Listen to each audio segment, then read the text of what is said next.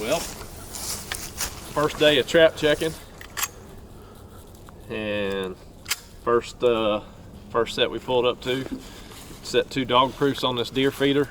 The landowner been seeing a bunch of raccoon and possum activity around this deer feeder, and out of 2 traps we got a raccoon right over here, so we're gonna get him taken care of. There we go. Just an indentation in the fur right there. You can look at these feet. This is the foot that was caught, and this is the one that wasn't. There's no swelling there. It's not broke. Still works. If we wanted to release this guy, we could, but we're not going to. So we're just gonna take his trap and reset it and rebait it and move on.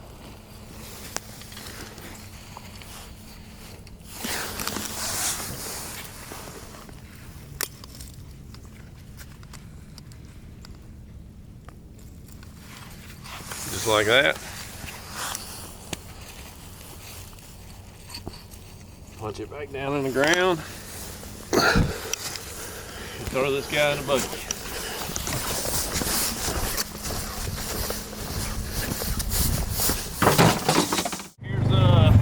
Here's our first foothold catch. A little gray fox over there. Man, I can smell him too. He's got kind of a skunky musk smell to him, which is great because he's depositing a lot of scent right there in that catch circle. Let's get out and check him out. So we talk about setting paying attention right on our traps, and that right there is a perfect example of a good catch. That fox still has his weight on the pan of that trap, and he's caught up on the leg, so that's a good deep catch. If you remember, this was the flat set that we made with the scent on the end of the log on this little walkthrough right here. And first morning, got a nice gray fox in it. So we're gonna get him taken care of and get it reset.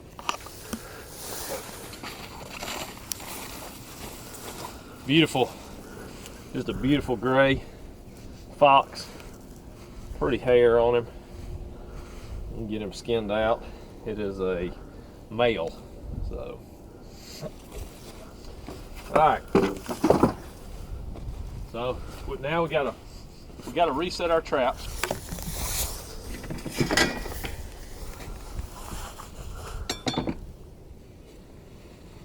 All right, you can see this catch circle right here that this fox made when it was caught in the trap.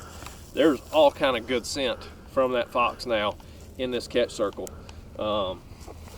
He's, while he's been caught in the trap, he's been laying here. I can smell where he's been peeing on it and everything, so that's good. It's gonna attract other creatures to this area. So we just wanna rebed our trap right here in the same spot.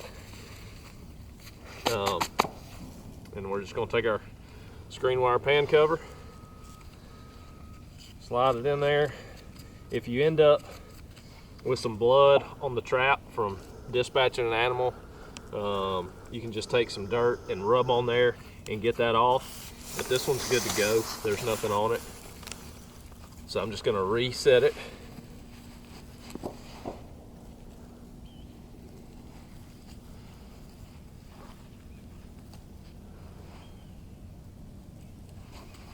Okay, and then I'm gonna dig my trap bed out. You remember, this was a flat set, so the direction of travel is gonna be up and down this drain. So we want the dog of the trap facing our direction of travel. So my chain's right here, so I'm just gonna dig out my bed right here.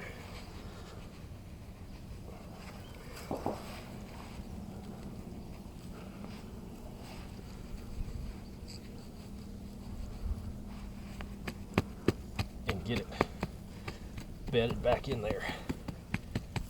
Nice and firm.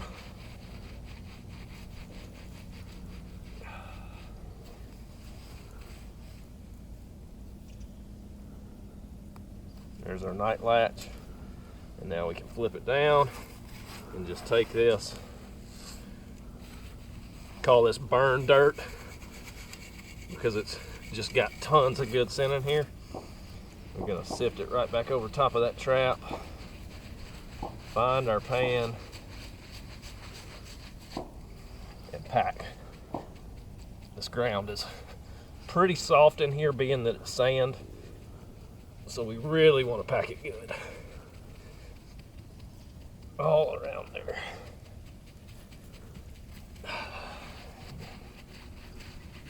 Just blend it in, make it disappear.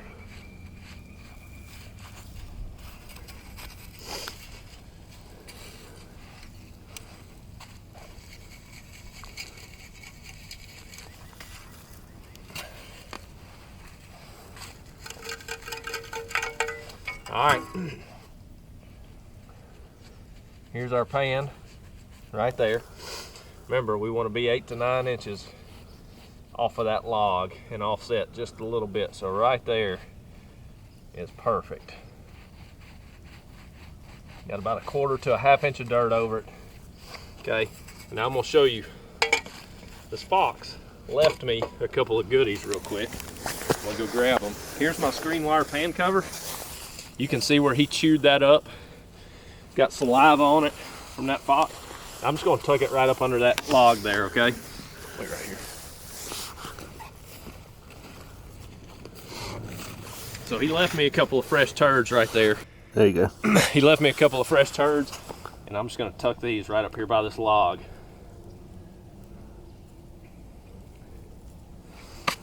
And we're rebaited and ready to go. Tons of good scent in here. We don't need to reapply anything. We're ready. Move on and check the next one.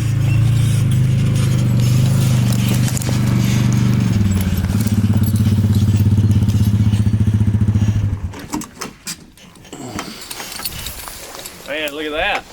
First night double. Eliminating these feeder bandits, these freeloaders. It's funny, I just got done telling Ben I don't really catch a lot on this feeder. And here we pull up on the first night and we got a double, a raccoon and a possum. So we got 2 feeder bandits out of here and 2 nest predators too. So we're gonna get them taken care of, rebait, and keep moving.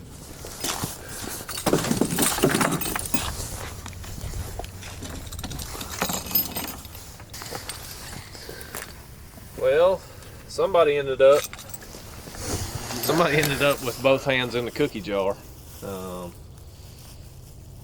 We'll take it. He was greedy. Probably kept us from catching his buddies, but we'll get them tonight after we reset after taking care of him. Man, it's like taking candy from a baby. Setting these dog-proof traps